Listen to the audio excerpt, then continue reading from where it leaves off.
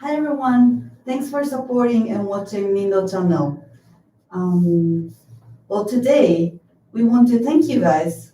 So in order to do that, we're gonna ask Mr. Kawakami questions. So please feel free to, leave comments of your questions, anything you want to ask him. For example, what kind of trainings he does in general, like fasting, not sleeping, not drinking water at all. What kind of things are there, and was there any life-threatening events? Let's ask him. And while I ask him questions, you can feel free to leave your questions. We might pick it up. Okay, let's start. じゃあ今日はよろしくお願いします。よろしくお願いします。まず最初に、川上先生って一体どんな修行をされてるんですか？今現在ですか？はい。修行はね、非常にたくさんあるんですよ。全部やってみるのは非常に難しいんですね。だからその中からピックアップしてやる練習と、もう一つは恒常的にいつも行うものとあるんですね。全部でいくつぐらいあるんですか？数ではなかなか表現がそうですよね。なるほど。So there are tons of different ways of, training. So he can't really count, but he does some of them, which he can do on his daily lives, such as 例えばどんなやつがありますか？立ち振る舞いっていうね、日常の生活の中で行う、それはもう呼吸ですね。で、歩法、体の使い方、動かし方。これは日常的にずっと、気がついたらずっと。なるほど。じゃあSo there is a special way of breathing trainings or training our body parts. So whenever he notices, he does it without thinking much. So it's like breathing to him, I think. じゃあ一日何時間とかも意識は今はしてない？してないですね。昔はしてましたか？昔、最低3時間はやらないといけない。それは決めてる。なるほど。So now he's a master. So he doesn't need to do, super hard training, but he used to do those trainings at least 3 hours per day. すごい長いですね。いや、短い。短いんですか？普段の日常生活の中でのトレーニングっていうのがずっとあるわけなんでね。それにプラスするわけですけども、それは短いです。なるほど。じゃあもう一日の流れとして、もう朝から他のトレーニングもやって、その上でプラスでそういう呼吸とかのトレーニングもちょっと気がついたら行うわけですね。だから時間ではなかなか測りにくい。なるほど。なるほど。So he used to do other trainings long time. 例えば一日何時ぐらい他のトレーニングをやってましたか？修行は。なんとも言えない。これはもう常にですよね。常にっていうことになるので、時間ではなかなか測りづらいんですよ。特に呼吸とかね、動きとかになってくると。物を使う時だけでもその掴み方とか練習するわけですからね。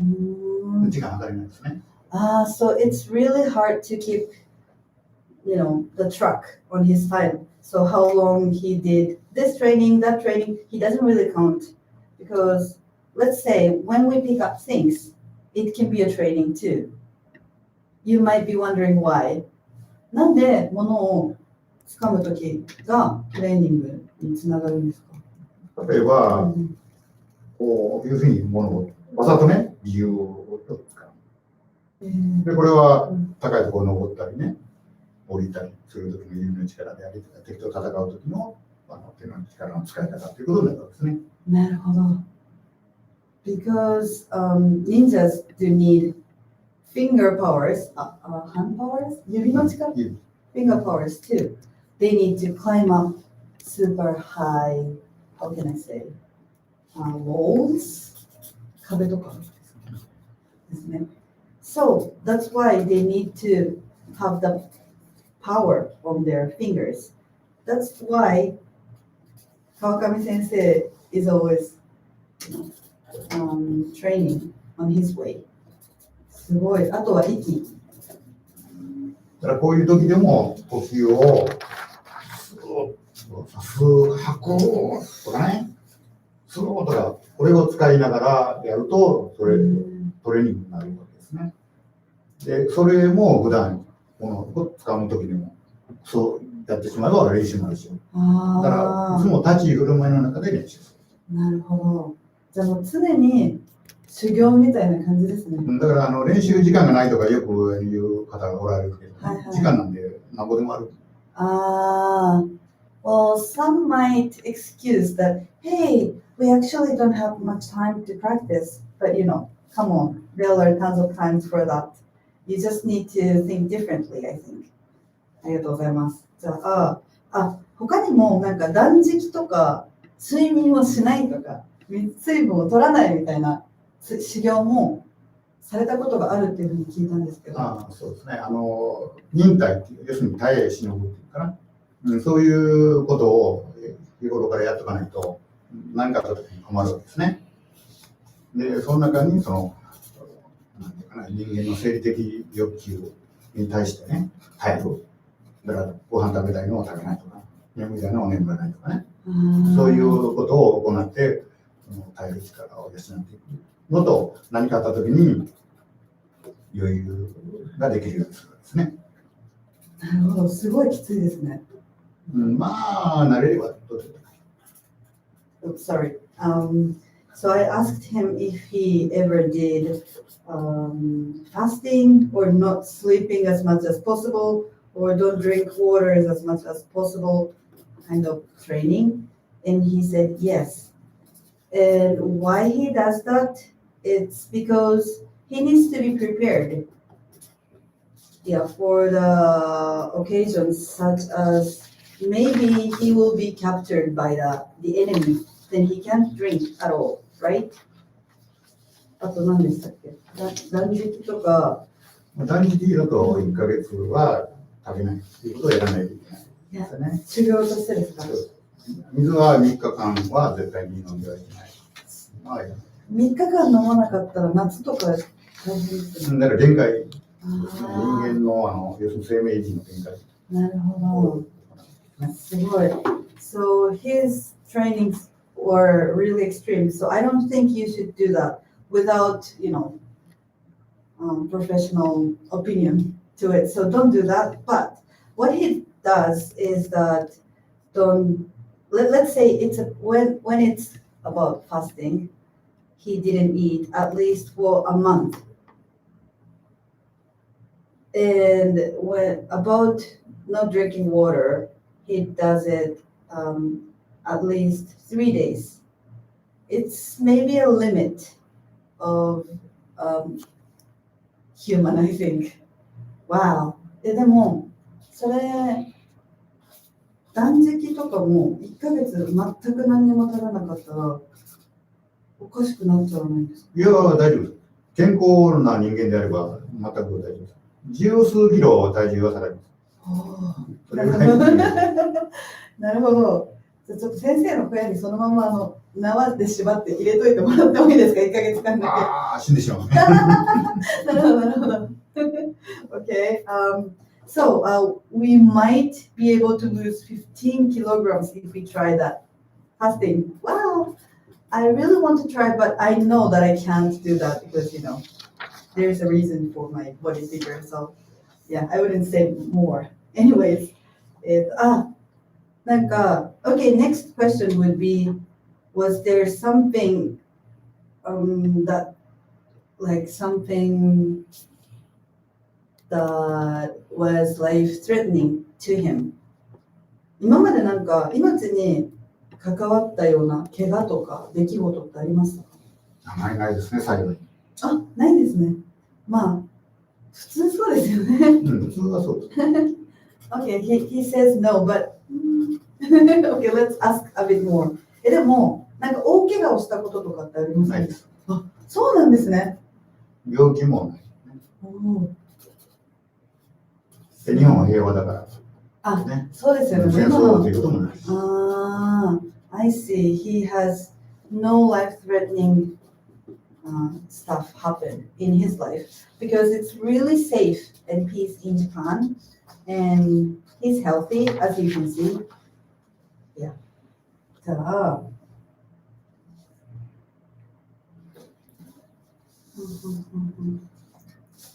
There were so many questions you guys asked us. So let's start from the first one. Okay, first category is about ninjutsu. So for ninjutsu, これも英語版 Can I take it with my cell phone? Sorry guys. So the first question is, do ninjutsu have a spiritual side, and what is the most complicated moves ninjas should learn? Let's ask him. じゃあ、すいません。忍術には精神面を鍛えるものとか神秘的なものもありますか？ありますね。もともと宗教があって、その影響を受けてる、修験道ですよね。そういうのがあるので、そういう精神的なトレーニングとかですね。事実ですね、マジカルな。そういったものっていうのは含まれてるんですね。Yes, of course, yes. And じゃあ、その忍者が学ばないといけないものの中で一番複雑なものっていうのはどんなことなんですか？いやー、それ全部複雑ではありますね。じゃあ、そんなになんか単純で簡単なものっていうのはない？ないですね。長く練習っていうかな、修行を続けないといけないものとか、いっぱい覚えないといけないものとかね。様々あるので、簡単じゃないですね。なるほど。So he can't pick the most difficult one or complicated one, since everything is complicated and difficult. And it takes a long time to master many of it. じゃあ例えば長く続けないといけないもの、その習得するために最短でどれくらいで、なんかどんなことでもいいんですけど、一番短くてどれくらいでちゃんと習得できる？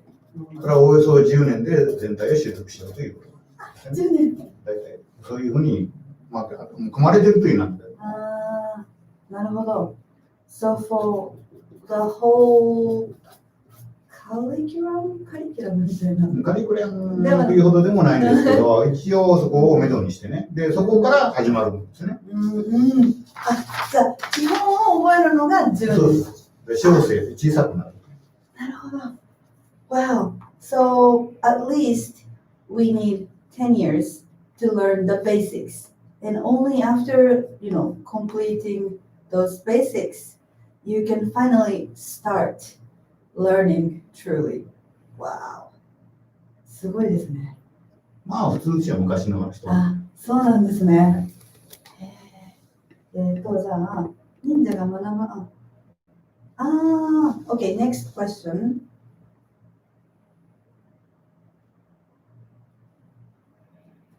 Do they have some secret mixed medicines to endure pain during old ages? Let's ask him. じゃあ、昔、痛みを和らげるためになんか敵と戦って傷を負ってしまって、痛みを和らげないといけないからっていうために、忍者のなんか特殊な調合の痛み止めみたいな薬ってあったんですか？ですね。そういう麻酔薬みたいなものですけど。自分たちで作ってたんですか？そう。ちょっと毒なんですね。毒素なので、配合を間違えると危ないと言われるものがあるんですね。そういうものもあります。麻痺させるものみたいなことですか？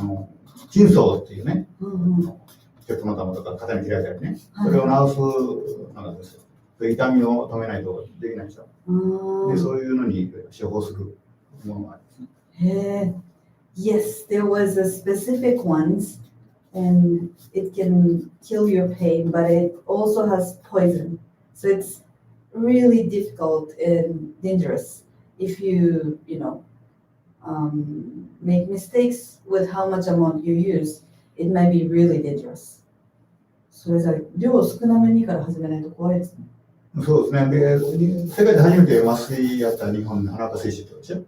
あの人が使ってる処方っていうのはね、よく似てる。使使ってたかもしれません。へそういえ。うものですね。なるほど。So Ninja's secret recipe for painkiller, old version, is really similar to the guy who invented or used the painkiller, like the first guy who used it in the world. It's really similar. へえ、そうなんですね。すごい。その人も忍者だったんですね。いやいや、漢方医ですね。あ、なるほど。FYI, that guy wasn't ninja. 自分の奥さ He is ん just a も doctor. こうね、試しに。そうなんですね。そうそう。で、乳がんの摘出をね、やった、それやった。記録出てるでしょ。そうなんですね。それはどう処方がよく似てる。へえ。じゃあ、次の忍者のやつは修行についてですね。さっきもちょっと修行の話させていただいたんですが。Okay, so let's go back to training related questions. Next one is, what are the requirements in physical mental training? Let's ask him. なんかさ、忍者としての修行をまず受けるためのなんか資格とか、どういう人だったらいいみたいなのってあるんですか？まあ一応ね、身体の敏捷性とかね。臨床性。要するにちょっと鈍い人はちょっとやりにくい。ああ、なるほど。今私断られました。いやいやそれとはいまあある程度は頭脳の面積っていうね。ある程度頭もよく働く。それと忍耐、我慢できる人。で、なおかつあまり変なことに使わない正しい心っていうね。でそういったところが一応資格なんですね。So, yes, they have requirements for both of them. For example, your fitness level should be really high, and you need to be clever, and also, 心が正しい心と、それから我慢できる人。あ、そうだ。And I think it's the most important part. You need to be patient. Good at being patient. It's going to be the key, I think. Otherwise, you can't really survive without eating anything for a month, あとは、正しい心。Who has the right, what can I say, mind? Who wouldn't use ninjutsu to bad stuff? So, good fitness level, good brain, good heart, and patience will be the key for everything. Wow, my fitness level is really bad, so it means I don't think I can be a member of Ninja. 体力が、運動神経があんまり良くないと、ちょっと厳しいですよね。ちょっと厳しいですね。命が危なくなる。ですよね、そうですよね。なるほど、なるほど。これちょっと生々しいんですけど。Okay, next one. How is the ninja able to endure so much pain when they are captured and tortured by the enemy? まあ、今はほとんどっていうか今はないと思うんですけど、忍者が敵に捕まって拷問されてる時とかの痛みにどうやって耐えてたんですか？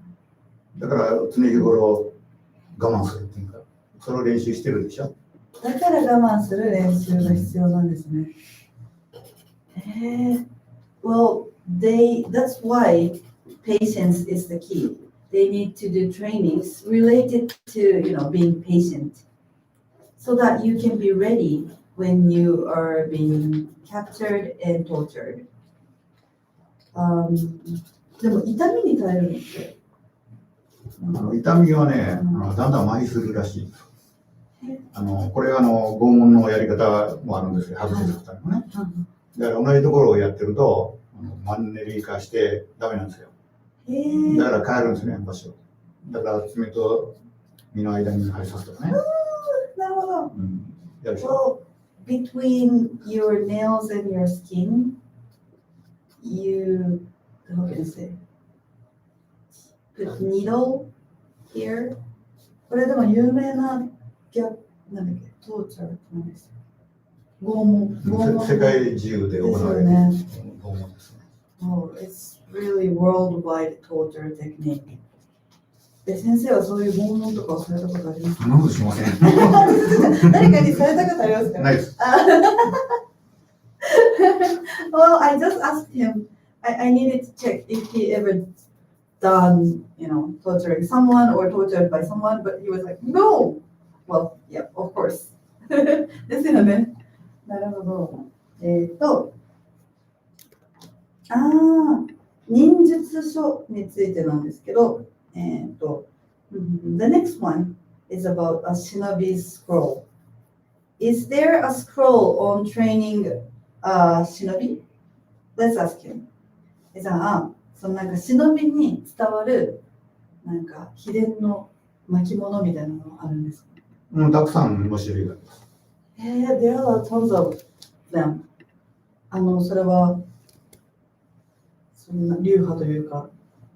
流儀もあるし、それから内容の種類もあるし、でいろんな解説もあるし、項目だけのものもあるし、いろんなさまざまな形の冊子になっているものもあるし。本みたいな。そうです。本が多いですね。なるほど。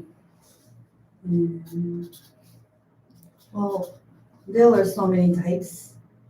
It can be books or rolls. それってどうやって保管されてたんですか？今も残ってるものもあるんですか？そう各地に残っているものもあるし、私のところは代々伝わっているものがあるんですね。Wow, he has his own one too. Wow, and also other ninjas left theirs too, so they are all over in Japan, it seems. すごいですね。数は少ないですね。たくさんあると言っても、やはり他のものね、武術とか比べると少ない。極めて少ない。そういう面ではね、確かに多岐にわたるものがいるということはもしれないですね。Well, so compared to other social arts, martial arts, sorry. Compared to other martial arts, the number of those scrolls are not as much.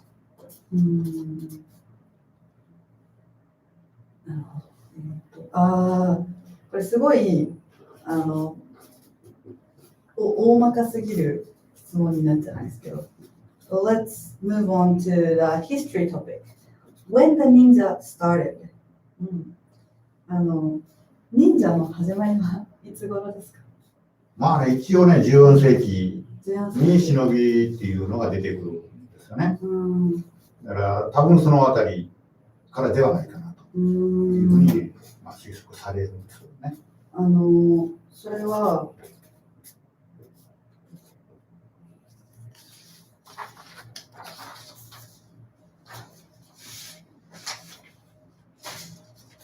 なんて名前の忍者の方だった？いや、それはわからないんですけども、大劇っていうね、物語、戦争の物語、軍記物っていうんですけども、その中に出るんですよ、忍びっていうのはね。それが初めて、現在のところですね。初めてですね。So long time ago, there was a story about war, and in that story, the first ninja was there. So it was around 14th century, long time ago. でもその方はじゃあどんな方だったんですか？よくわからないです。侍だったと思われるんやけども、でもその侍ってもいろんな人がおるわけですね。造票のような、侍って言えるかどうかわからないような、で盗賊のような野党のような人たちもいるし、そういう忍びという活動を行う人を言うわけですからね。敵に火つけたりですね。じゃあもうスパイみたいな感じで思いますね。そういうこととそのか乱ですね、ゲリラ的なことを行うんですね。そういったものの初めて記録に現れるのが14世紀。なるほど。So the first ninja-ish figure was the story, as we told you, as the story about war, and they were there around 14th century, and what they did was kind of like, they were maybe samurai people.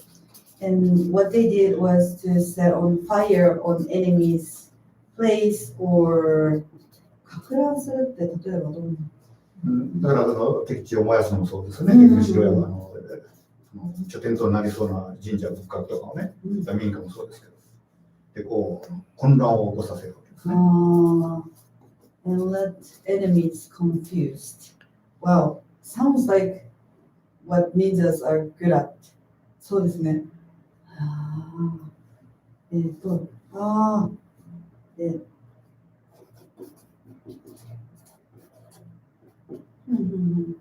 また歴史関係のやつなんですけど、まず英語から読みます。Did the shinobi extend their existence through China, Tibet, Mongolia, Indonesia, Polynesia, Malaysia, Thailand, Vietnam? その忍びの者たちは中国とかチベット、モンゴル、インドネシア、ポリネシア、マレーシア、タイ、ベトナムなど他の国にもなんか派生して存在してたものなんですか？似たようなね、活動をする人たちはいたかもわからないけども、忍びというものは日本独自のものですね。あ、なるほど。There might be some people who were doing similar stuff, but ninja or shinobi are Japanese unique ones. なるほど。Does ninja have vital point? Well, about this English part, I'm not really sure about how to pronunciate. So, sorry if I make mistakes. Please cut me some slack. Okay, next one. Does ninjas have vital point attacking like mamas in Kalaripayat? Well, Kalaripayat is the name of the martial art from India, it seems. Okay, let's ask him. じゃあ、カラリパヤットのように忍者のする攻撃方法の中で急所へのなんか特定の攻撃方法とかってありますか？忍術の中にはね、武術も包含するわけですよね。忍術っていうのはものすごく広い要するに範囲の分業の武術ですけどもね、その中に武術もあるわけですね。で当然そういうインドの武術のような類似のね、急所攻撃とか、そういった蘇生させるね、勝つっていうんですけど、そういうものとかいうのは当然含めているわけですね。蘇生させる。気絶している人間をこう勝つって弱しを食らってる。気絶している人たちを呼び戻すことができるの？そう。割烹って言うんですけど。はぁって言って。まあ、そういった感じ。なるほど。多分全然違いますよね。いや、まあ似てるんです。なるほど。Well, ninjutsu includes bujutsu, martial arts, other martial arts, multiple types. So, yes, there are similar martial arts, like similar to Kalari Payat. So they have some vital point attacking method too. And also they can, wake people up who are blacked out. That's so interesting. その方法は勝つって名前ですか？割烹と殺法。割烹。殺す方は殺法ですよ。で、勝つっていうね、勝つとかね、当てに殺しとか、そういう名前で。Okay, so there are two types and two interesting types. One is sappo. Sappo is literally, it means like how to kill, the way to kill. And kappo, 活動の活動。そうです。生かすという。生かす。And the other one is kappo. And it's not literal, but it means the way to live, kind of. So when you want to kill your enemy, you will use sappo. But when you want to save your team, then you can use kappo. Kappo ってどうやるんですか？脊髄、要するに脊髄の急所に刺激を与える。すごい。なるほど。Wow. So you need to do something with people who are blackout. That person's backbone. 脊髄ってなんて言うんだっけ? I kind of forgot how to say that bone.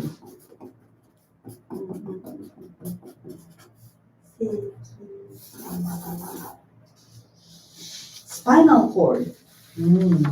間違えちゃったら大変です。そうそう、だから危ない。だから武術でも免許改伝とかね、免許のくらいにならないと学ぶことができない。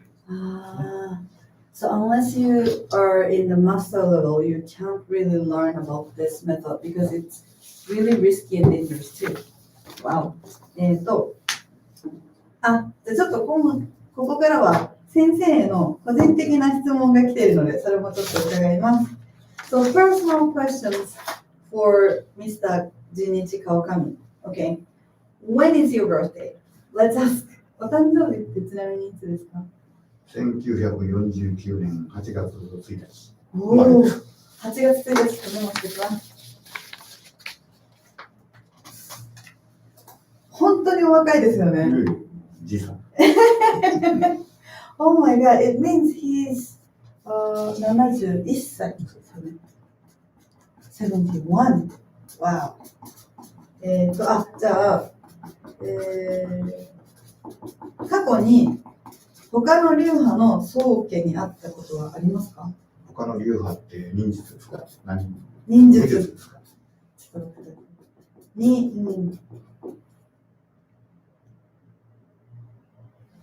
もこれは忍術で、はい。勝ってね。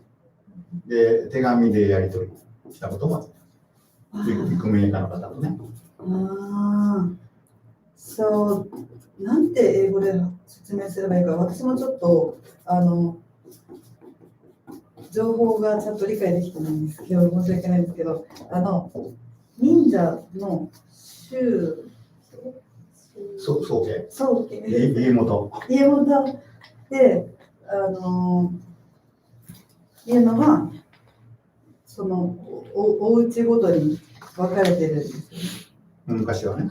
でしかもそのお家も別に家族だからっていうだけではなくて、そのお弟子さんとか。いや、本質的には忍術は家電なんですよね。本質的にはね。別の特殊な例もあるんですけど、ほとんどは家電なんで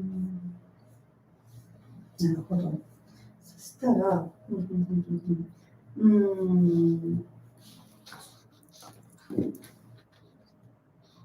Well, have you met? I asked him, have you met ninjas from other groups or family? Groups before, and he answered, long time ago, yes. Well, maybe not in person. 直接会うのではなくて手紙とか。直接はそういったことがあった人はちょっと言ったけども、全部怪しい。なるほど。だからそのあたりは非常に微妙な世界です。その自称なのか本当に忍者なのかが怪しいっていう感じです。本人が言ってられるっていうのは本人が忍者って言わんですね、普通はね。確かに。なるほど。で、忍者って言ってる人にお会いしたこともあるんです。So he met some of the people who claims that they are ninjas, but he is a bit like, was he really or not? I'm not really sure. He's thinking that way because, well, the actual ninja wouldn't call himself a ninja, So we're not so sure. Okay. The next question. Wow, we are getting so many questions. What's the first thing you learn in ninjutsu? Let's ask. じゃあ忍術で一番最初に学ぶことって何ですか？一番最初ですか？はい。歩き方と呼吸です。Like how to walk in ninja style and breathing method. Next one. What is the most popular weapon used by ninjas? これ聞いてないですよね。すいません。じゃあ、忍者が使う武器の中で一番有名なものは何ですか？刀です。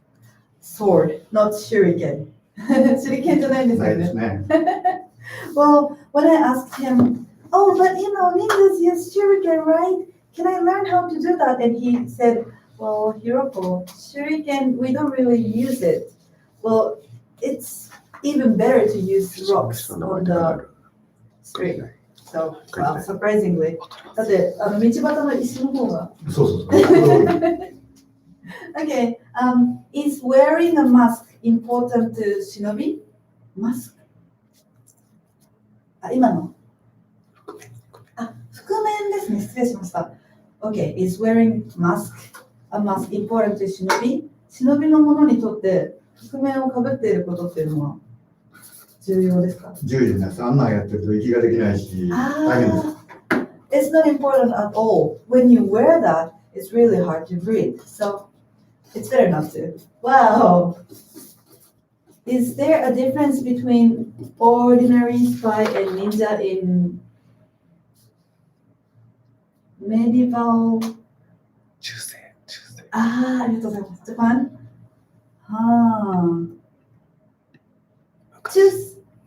中世の日本、昔の日本では普通のスパイと忍者の違いってありましたか？普通のスパイっていうのはね、素人でもスパイとして活動する場合もありますね。家電ではないですよね。家代々ということはないですよね。そういった面においては異なるんですよね。艦長、スパイと忍び物はそういったところでは少し違うんですね。なるほど。Well, the ordinal, they are different. They were different. Yeah. Okay, the next one. What is required in order for one person to be called shinobi no mono? Is it some kind of profession that one occasionally performs doing certain type of tasks, or is it label for life for one person?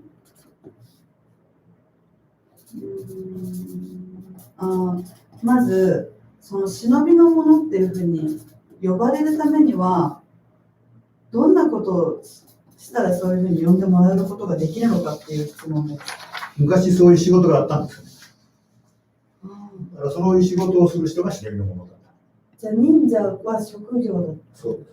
忍びというその仕事をするね、ものを忍びの者っていうんですね。それって忍者がやるような敵の城に忍び込んだりっていう。それもその中にあるし、そこまでやらなくてもただ隣村のね様子を探ると、それも忍びのものなんですね。なるほど。So back then there was a job, and this job was called shinobi, and people who were working like that was called 忍びの者。でもその仕事をするためにはどんな資格が必要だったんですか？いや、資格というのは昔は家電ですからね。代々要するに士官しているわけで使えているわけですね。なるほど。So if you are from the special ninja family, then you can be one. But back then, ninjutsu was like passing down to their children, like family members, only long time ago. So if you were not from shinobi family, then maybe it was hard for you to become one. Maybe. じゃあ次のやつ。Would the ninja commonly use sai as a weapon? Sai. 忍者の方々はよくサイを武器に使うんですか？使いません。あれは沖縄の武術のね武器であって、日本内地の武器ではないですね。類似のものには南蛮実手という実手があったりよね。でもそれも忍びのものの武器でもないですね。取り方の武器ですね。じゃあサイっていうのは沖縄の武術の武器なんです。そうです。Well, no. Sai is a weapon for martial arts from Okinawa and not for ninjas. この人でもすごいですね。Well, you know a lot about Japan. Wow, better than me. I'm really impressed by the person who made this question.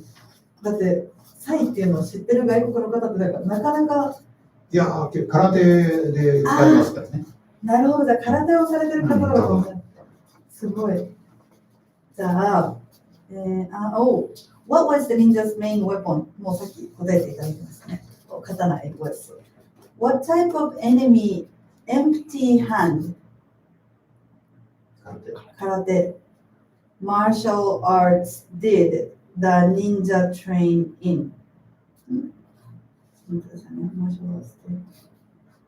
なんか空手の武術を忍者がそれでトレーニングするときにどんなことしましたか、空手の中の。いや、忍者の武術で空手っていうことはないんですけども、武術はいろんな種類の武術を学ばないといけないんですね。で、何もないとき、武器がないときに戦う人がないといけないから、そういった武術は学ぶわけですよね。そういった武術の一環として空手も学んだりですか。空手っていうのは日本にはないわけですね。沖縄の武術やから。だから日本ではそういった似ているものがあるわけですね。憲法とかですね、これ当て身とかですね、十字とか。昔は空手はなかったんです。そうです。江戸時代には入ってきてないんですよね。なるほど。じゃあその忍者ができた頃、忍術ができた頃っていうのは空手はなかったんです。Well, because when ninja started their ninjutsu, there were no karate, empty hand in mainland Japan. Yeah, empty hand is from Okinawa, and Edo era, we didn't have it. So ninjas did the similar method martial arts for training, but not this one.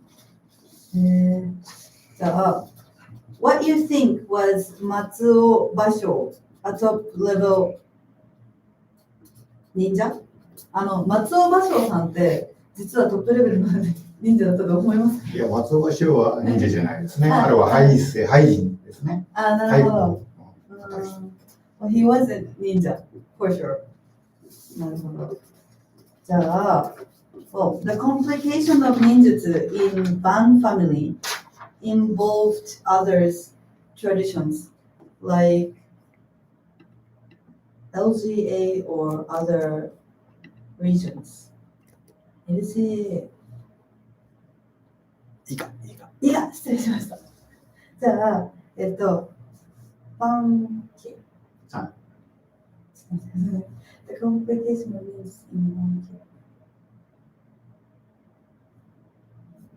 ちょっと元の日本語すら私がちゃんと分かっていなくて申し訳ないんですけど、はい、バンケっていうのがあって、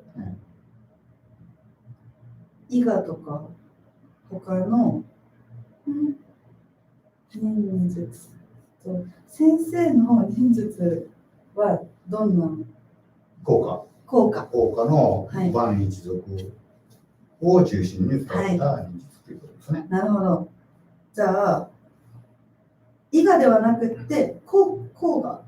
そうそう、効果。私のメインはね、伊賀でも入ってきてますけども、メインは効果の忍術ですね。あ、なるほど。じゃあそのバンケは効果がメインだけど、伊賀でも入ってきてるんですよ。お隣村ですけどね。隣。なるほど。その効果と伊賀だけですね。そういう他の忍術ですか。いや、他の地域も忍びの活動をする人たちはいたけども、忍術というほどの体制されたものは他には受けられないですね。So, Ban family was involved mainly with Koga and Iga too. Yeah. じゃあ、can a real ninja slow his heart rate?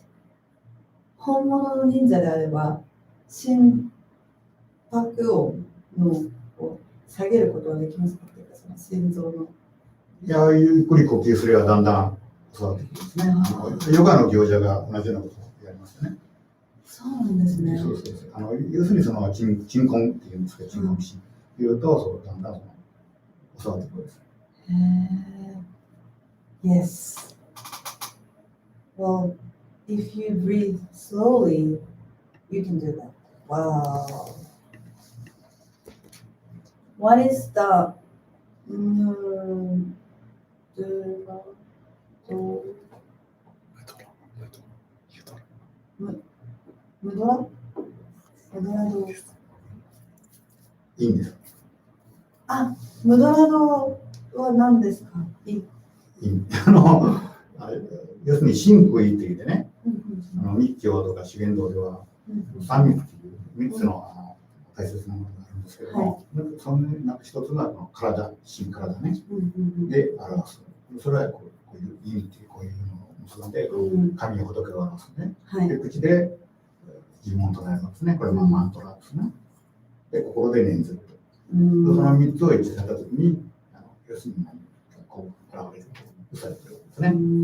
でそういう中にあるのがその意味で、これでこう統一をするんですね。これ一つ意味が手にも意味があるんですよ。指にも全部意味があるんですね。意味っていう説明をするのは難しいけど、it's like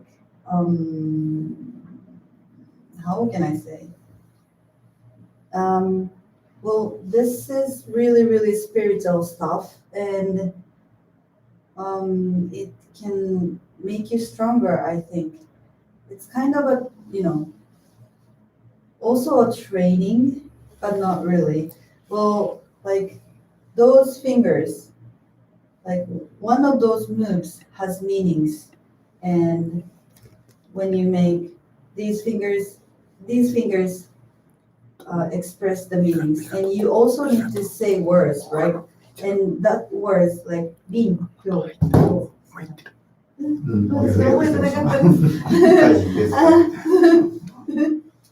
半分も覚えられなかったんですけど、well, those words is really short, but it has really long and deep meanings. And like the purpose of doing this is to express your prayer physically and verbally and mentally, and you need to match those three. Rin. 教頭者会議前列祭。これ9つだったのね。それだけでたくさんいろんなの。Wow. So the basic one has like 9 like finger moves and 9 words. Did you do that? カメラに向かって言ってると。で、これが一番基本的な。So that was the basic one. すごい。私多分教わったことあるんですけど、すぐ忘れちゃいました。難しいですよね。Well, I've learned how to do that from him like 2 years ago, and I thought, wow, I mastered it. But I couldn't. I forgot it, within like 15 minutes or something. It was really hard. But 臨、病、当、社、会、人、熱、在、前。そうです。Well, those words, its meaning is something like, I'm guessing. Let's ask him later. Oh God, or my ancestors, I will win. Please give me your power so that I'm not gonna die. I forgot, sorry. どういう意味でしたっけ？要するにね、敵に臨んで、戦うする敵の前にある。要するに敵前にして自分を守ってくれるというための、要するにこれ道教というね、仙人になるっていうのなんですけどね、そういう道、その中から取り入れられたものですね。Wow, it was kind of correct. So the pray means you were in front of the enemy's place, and you want to be protected by the God, and you are praying with those 9 words. But when you say that out loud, you really need to mean that. So matching those 3 are extremely hard, but once you manage to be able to do that, it means you're really great. So maybe you should try that too. Okay, about 9時5進法。秋沙高派。なるほど。違うバージョンもあるんですね。そうそう。Okay. Wow, you guys know way better than me about ninjutsu. So cool. Anyways, other version of 九字五神法、秋さたかは。Why this one used instead of 臨氷と。その臨氷当社の代わりに秋さたかはっていうのが使われることがあるのは何でですか？それいろんな意味合いをね、持たせてるので、ここの数字にね。だからその解釈によっては、いろいろバージョンが違うんですね。なるほど。じゃあ、その敵陣を前にしたときは臨氷当社だけど、違うお祈りをしたいときは、で同じ意味合いであっても、法流っていうね、寺によってこう違うんですね。だから武術の流儀によっても違う、兵法の流儀によっても違って、同じ意味合いでもそういうバージョンが変わってるのがあるわけです。なるほど。So there were many other types of praying from the beginning, and also depending on which family you're from or which temple this was made, those praying versions can be different. でもどっちの方がよく使われますか？臨氷当社。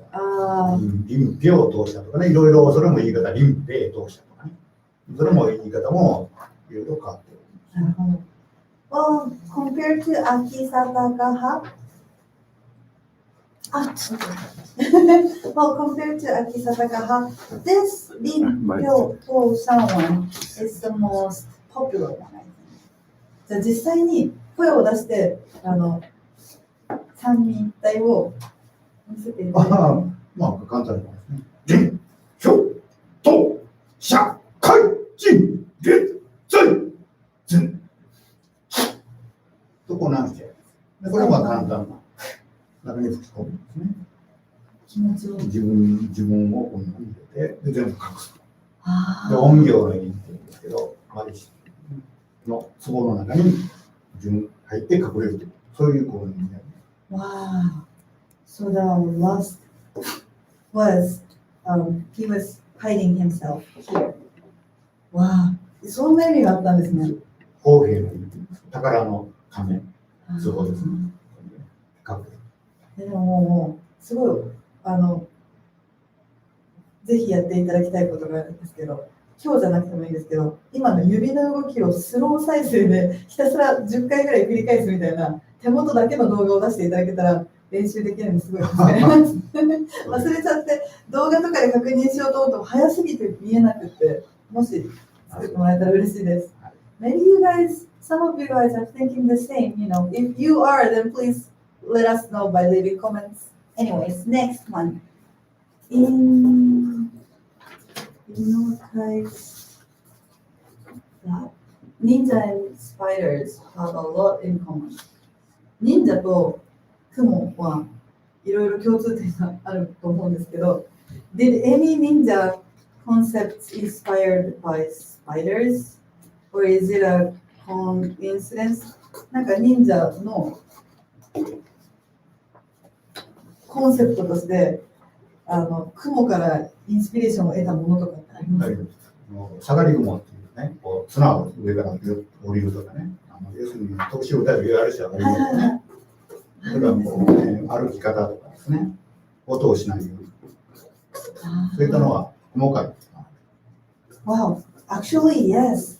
There are a few tricks or methods inspired by spiders. Wow, like how they walk without making any sounds, or how they go down from the rope. すごい。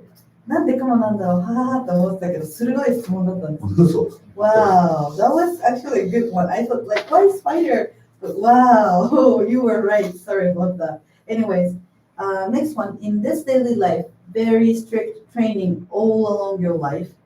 Which part do you feel useful for daily life on those peaceful days? まあなんか、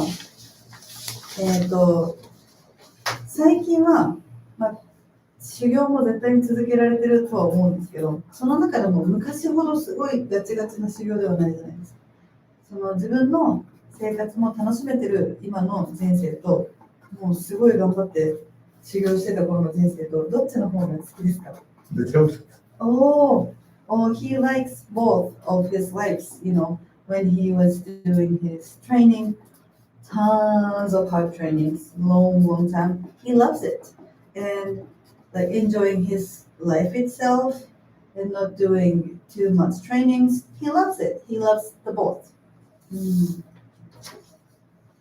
じゃあ、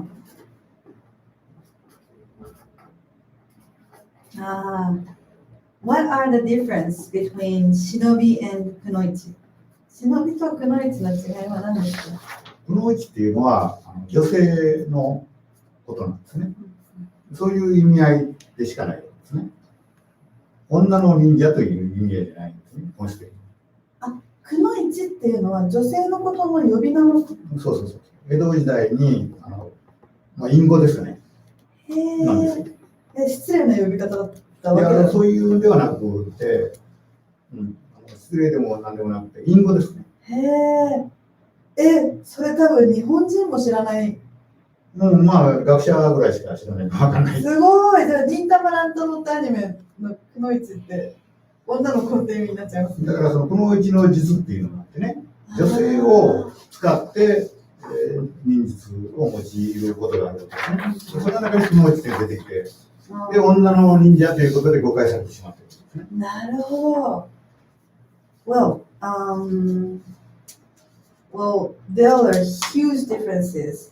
So shinobi is actually ninja, but kunoichi is the name when we call girls or like women back then in Edo era. So kunoichi doesn't mean ninja at all, but there was one method includes women in it. So that was called kunoichi no jutsu. That might be causing the, misunderstandings for people to think that, kunoichi is like actually a girl ninja, but no. Wow. でも女性の忍者もいたんです。忍者はいなかった。Wow. So there was no ninja, women ninja. なんでですか？女性の武士もいないですよね。基本的ですよ。基本的にはいない。だからシキメって特別な人がいて、女性で両党を見た人たちがいたんですよ。ある犯人ってね。特殊な例ですね。で、女の忍びのものっていうのは基本的にはいないはずなんですね。だから今現在ではそういう資料も見つかってないしですね。ただ、忍術を教えてたと思われるね、推測される女性がいたことは多分間違いないんではなかろうかっていうのを資料はあるけども、これもよくわからない。なるほど。So basically, there were no evidence of, women, even one woman ninja existed. So it's most likely there were no female ninjas before.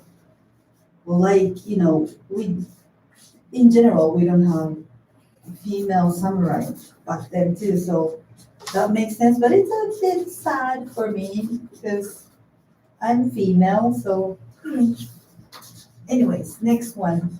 What are the similarities between ninja and samurai? じゃあ忍者と侍の似てるところは何ですか？いや、忍者は侍です。ですよね。そうokay. So we tend to think that ninjas and samurais are different. Wow, which one would be stronger if they fight? That's what we tend to think. I mean, that's what I used to think. And I actually asked him when I met him like second time or something. And his answer was mind-blowing. So, ninja is actually samurai. Yeah. なんでですか？侍をやりながら、本日活動とかもするようになった。そのね、難しいのは、侍っていうものの定義難しいんですよね。確かに。侍っていうのはね、何をもって侍かというと、その江戸時代と江戸以前とではまた次元が違ってくるんですね。でそういったので非常に難しいんですけども、基本的に戦う人を侍とするんであればね、そういう専門職をね、そう言ったら忍者も侍なんです。刀も使ってましたもんね。そうそう。Well, it's really hard because the definition of samurai is really not really, how can I say, vivid. So depending on eras, like if we can define it as a person who fights with the sword, then ninja is also samurai too, because ninjas use sword too. And remember, he answered, the best ninja's weapon. What is the best ninja's weapon? Sword. So it means. Okay, next one. Did ninja carry two swords like the samurai or just one sword? 侍みたいに忍者も2個剣を持ってたんですか？いや、2個って、2振り。あ、2振り。2振りもあるし、無振りの時もあるし、1振りの時もあるし、別に固定してるわけではないですね。There's no rules. Like it depends. It can be 1, 2, or sometimes 3. Wow, some. ない時もありますよ。Or even none. 怖いですね。そういう時は本当石ですね。まあ石でもいいし、まあ大きでもいいし。でも手や足も鍛えてるからね。Wow, because they train their special secret trainings. Their fingers are really strong. So they can even survive without swords. Okay, next one. What is the difference between Iga and Koga? Koga. すいません。そしたら、伊賀と効果の違いっていうのは何もないです。一緒です。ああ、場所が違うだけ。まあ、みんな伊賀とね、効果と全然違ったものがあるように、敵同士みたいな、いっぱいされてるんですけども、実際はこう隣の国なんですね。で、親戚同士。で、基本的に伊賀と効果は忍術も共通ですね。Okay, wow, that was eye-opening. So, no differences in general. People tend to think that, oh, Iga ninjas and Koga ninjas might be enemies or rivals, but no.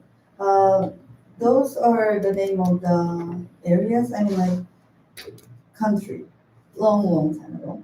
And they were next to each other, and many members were even relatives. And the methods were really similar. So he would say, no differences. Wow, that was eye-opening. Okay, what do you think of Seiko Fujita? Fujita Seiko さんについてどう思いますか？謎の人物。謎の人物。待って。非常に卓越した能力のある人。Wow, super talented, mysterious person. 誰ですか？すいません。昭和のね、最後の忍者を受賞された。あ、なるほど。失礼しました。なるほど。So the person who claims that he's the last ninja of Showa era. お会いしたことはあるんですか？手紙でお会いしたことはないですけど。I see. He never met that guy, but he talked with him through letters. なるほど。はい、じゃあ、next one. What is the future of Nindo in your tradition? ニンドのこれからについてどうなっていくと思いますか？いや、どうなっていくというよりはね、正しい忍術というものを世界中の人に知っていただきたいですね。で、そのためにはね、やっぱり日ということで極めていく。やっぱりまず我慢して、そしてみんな仲良くして、戦わない世の中を作るっていうのが基本的なことですよね。だからその中でそういうものをするためにですね、忍術を使うんですね。それを一つの修行の過程において理想とする社会を作っていきたいという思いでやることなので、これからは発展的になる可能性は大きいんじゃないかと思いますね。So he wants it to be spread all over the world, and he thinks, and I also think that it's really good method because we need to learn to be patient, right? So that world can be a better place, like peaceful places. Yeah. Anyways,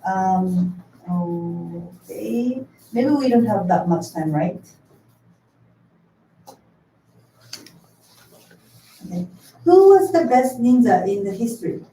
服部半蔵。今までの歴史で一番の忍者は誰でしたか？名前が出てこない人が一番の忍者なんだろうなと思いますね。Wow, ninja, but no one knows who will be the best ninja because ninja needs to be hidden, not becoming popular. So, wow, that was deep. なるほど。When comes Nindo as online program?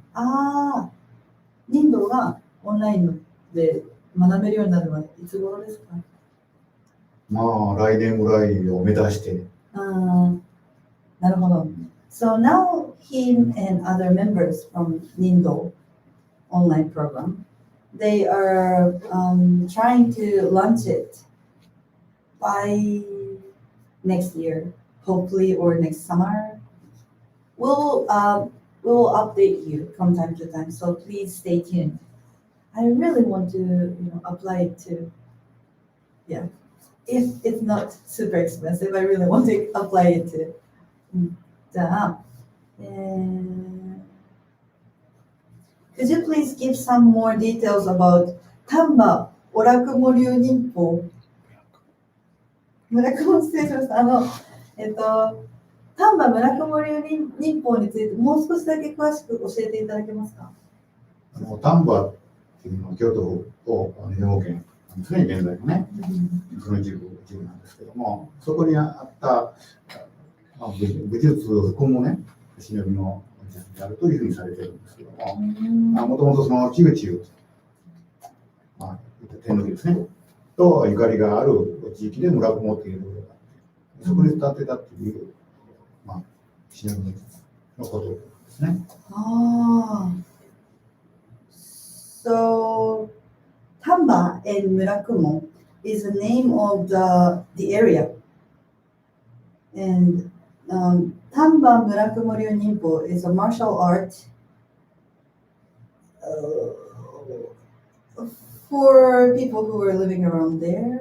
その近くに住んでた丹波の人たちと村雲の人たちの持ってた村雲っていう地名なんですね。その丹波ね。そこは丹波の中の村雲。で、それは天皇家のね、税を扱っていたところなんですね。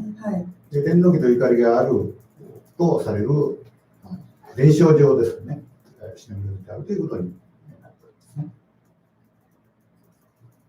天皇家とゆかりのあった人たちの忍びの方法とされている。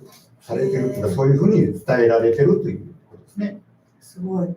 本当のところはわからないですよ。そういう伝承がされているということですね。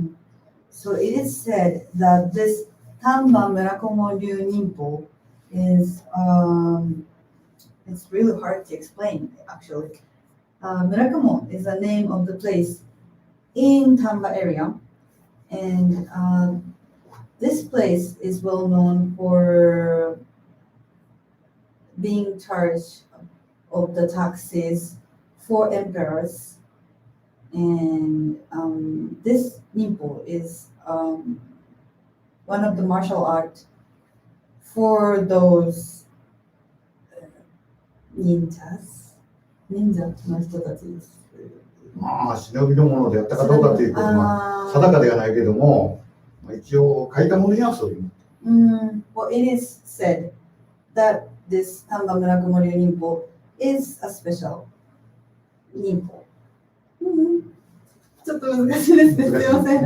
I'm so sorry. It's really hard for me to explain to you guys because I don't really understand fully. I should learn more. Sorry about that. Okay, next one. Could we get a comment on ninjutsu dietary worship like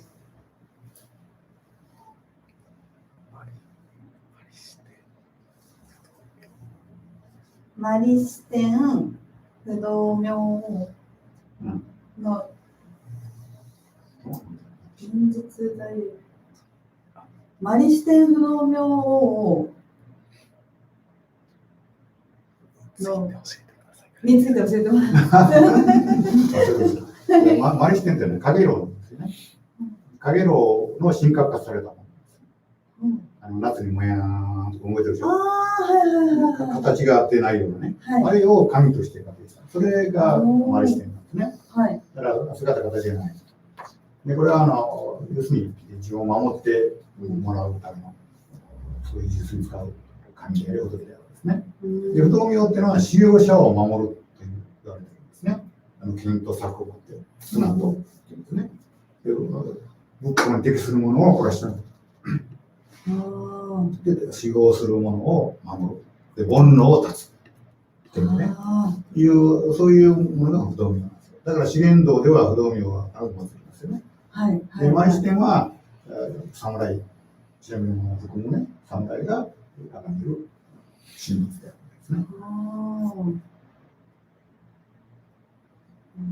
いずれも自分を守ってもらうための存在ですね。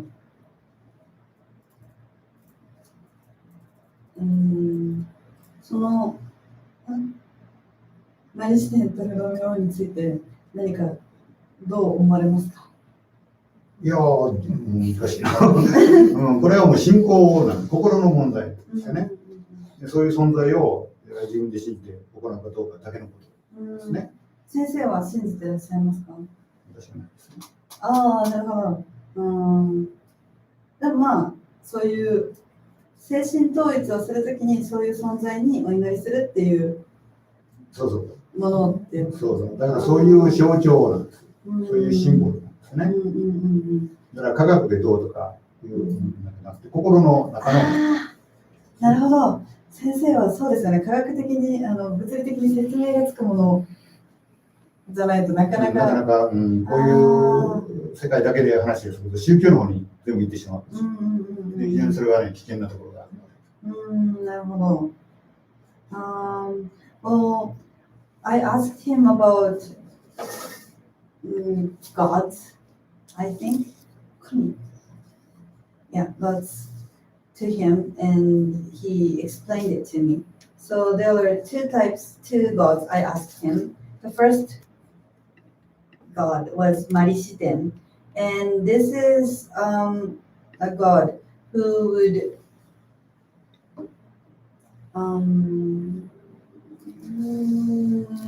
protect us. So like samurai and ninjas prayed for him mainly, and Hudomyo is a scary looking god. Yeah.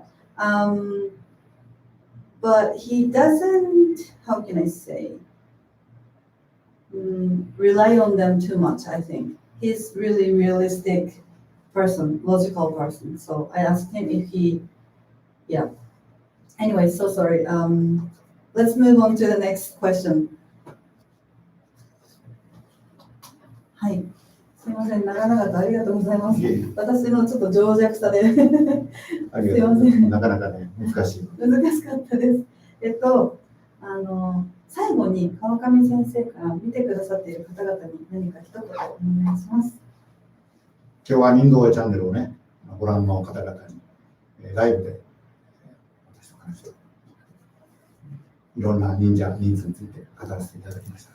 で、これからもね、正しい忍者の姿を世界中の人たちに知っていただくための活動を行ってまいりますのですね。ぜひともその忍道チャンネルだけでなくて、実際の忍道の修行に、ね参加していただけるような私からよろしくお願いをいたします。どうも今日はありがとうございました。Oh, sorry, I forgot to translate.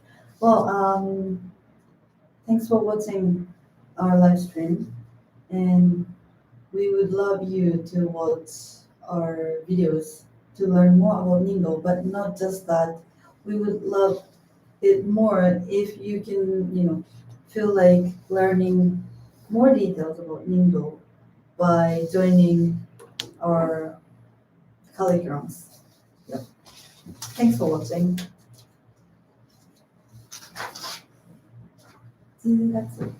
Okay, the last information. Well, we will be doing Kawakami-Sensei's special live stream on